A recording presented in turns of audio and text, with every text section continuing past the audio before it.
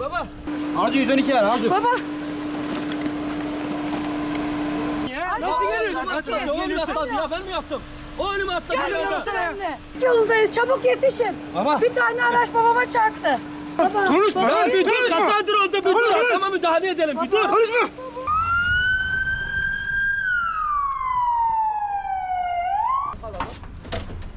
Hadi neredesiniz ya? Neredesiniz? Haydi.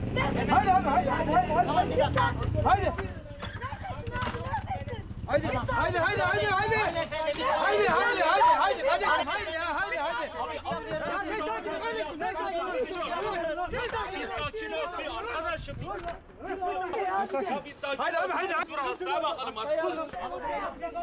160 beyaz kod, 112 merkez 61 60 beyaz kod, beyaz kod, beyaz kod. Ya hadi babama yardım et ya hadi ya. Hadi baba duyuyor mu? Müdahalemizi yapalım arkadaşlar.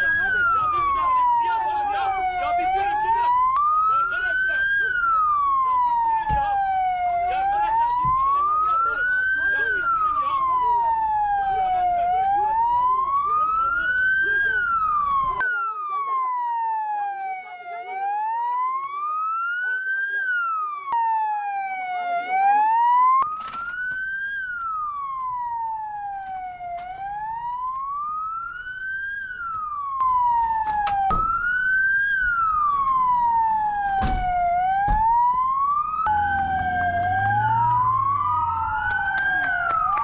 Beyaz kodun amacı hasta nakli sırasında hasta ve hasta yakınlarının sözlü ve fiziksel saldırısına karşı sağlık personelinin hasta naklini güvenli şekilde yapmasını sağlamaktır. El telsizi ve normal telsizden beyaz kod ihbarı verilmek suretiyle gerçekleştirildiği takdirde komuta kontrol güvenlik ekiplerimiz olay yerine gelerek etkin bir şekilde müdahale etmektedir. Şanlıurfa İl Sağlık Müdürlüğü Acil Sağlık Hizmetleri Başkanlığı olarak bugün beyaz kod tatbikatını gerçekleştirmiş bulunmaktayız. Özellikle bu tatbikatı gerçekleştiren bütün ekibimize ve emeği geçen arkadaşlara teşekkür etmek istiyorum.